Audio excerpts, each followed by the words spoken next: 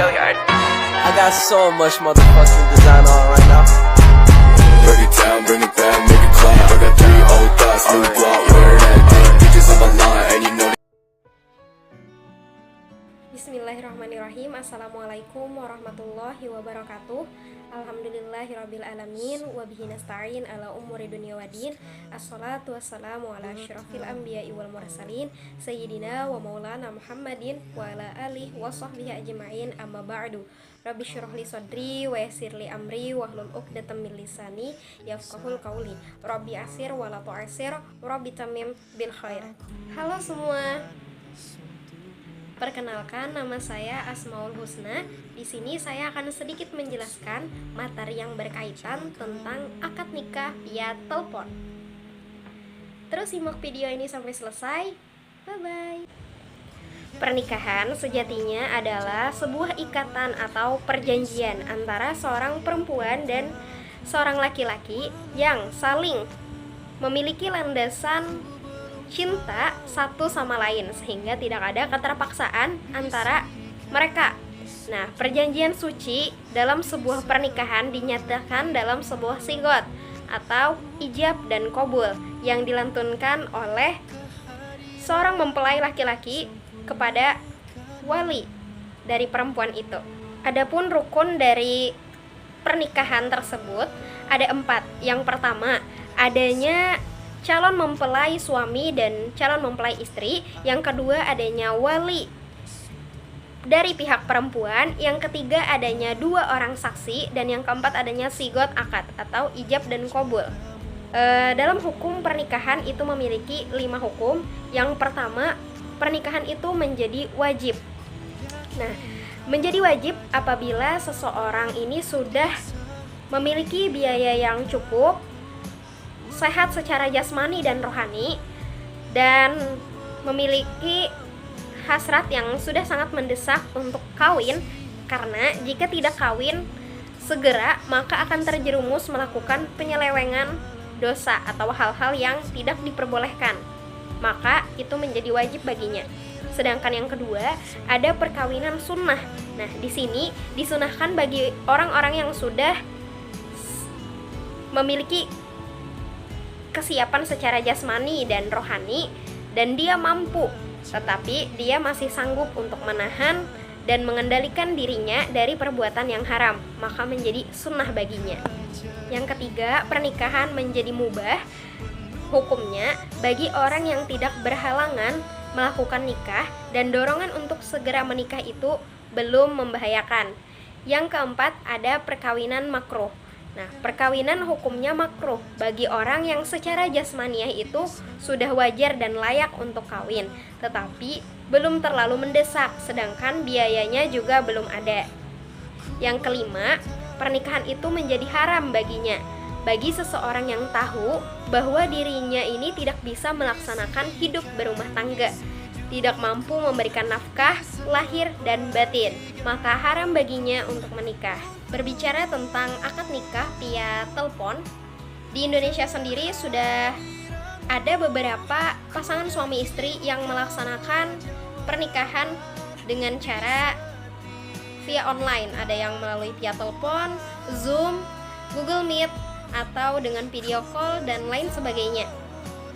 Nah, jadi apakah pernikahan dengan secara online itu diperbolehkan atau bagaimana? Nah, dalam pembahasan ini ada beberapa perbedaan pendapat. Pendapat yang pertama, mereka sepakat bahwa jika ada seseorang yang melaksanakan pernikahan melalui telepon atau telekonferensi, itu dinyatakan tidak sah karena para saksi kan tidak dapat melihat fisik para pihak.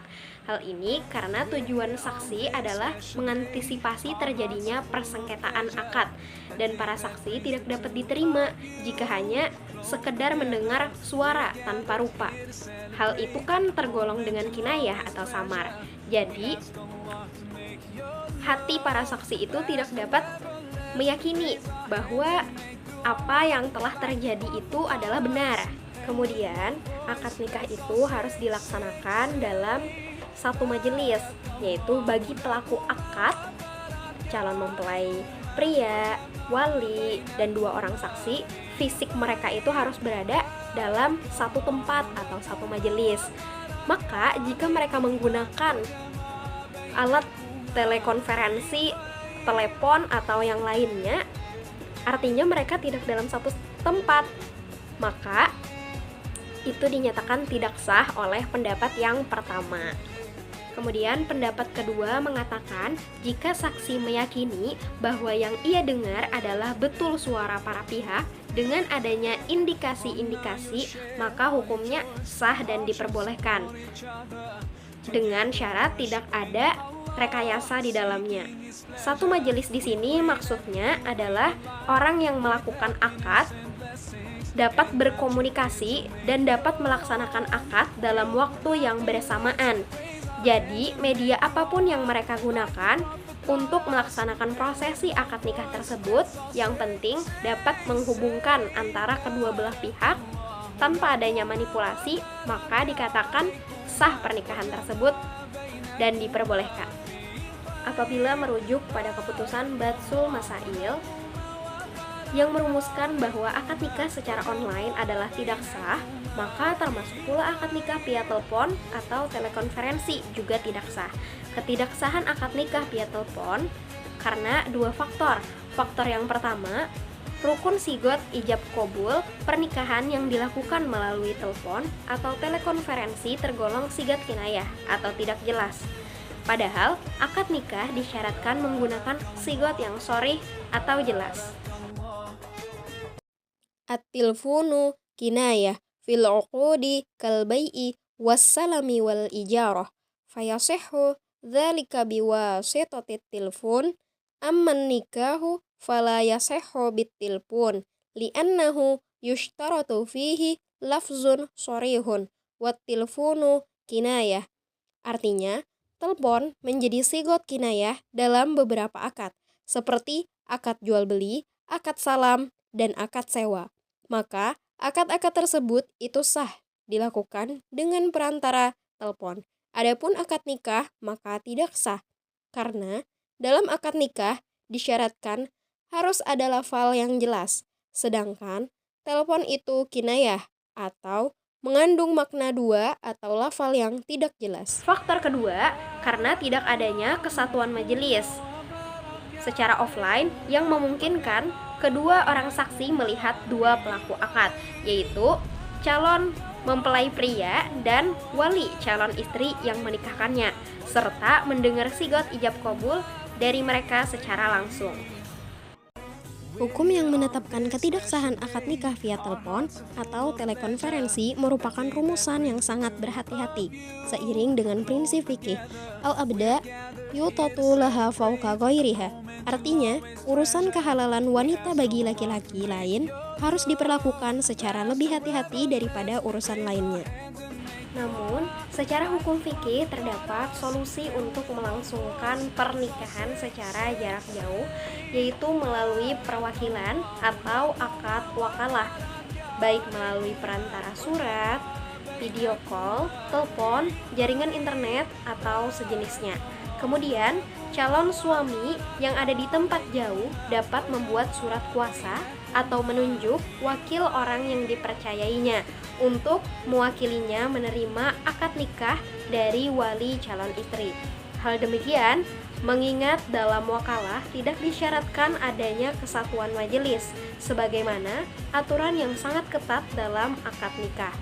Ringkasnya, akad nikah via telepon atau telekonferensi hukumnya tidak sah. Akan tetapi terdapat solusi, yaitu calon suami menunjuk wakil untuk menerima akad nikah. Maka jika ingin menggunakan akad wakalah, yang harus dikatakan oleh calon suami kepada orang yang mewakilkan yaitu, saya tunjuk Anda sebagai wakil saya untuk menerima nikah si Fulanah binti Fulan untuk saya. Dan orang yang ditunjuk sebagai wakil menjawab, saya terima penunjukan wakil darimu kepadaku untuk menerima nikahnya si Fulanah binti Fulan untuk Anda. Mungkin hanya itu yang dapat saya sampaikan, lebih dan kurangnya mohon dimaafkan. Semoga bermanfaat untuk kita semua. Wabillahi taufiq wal hidayah, waridho wal inayah. Wassalamualaikum warahmatullahi wabarakatuh.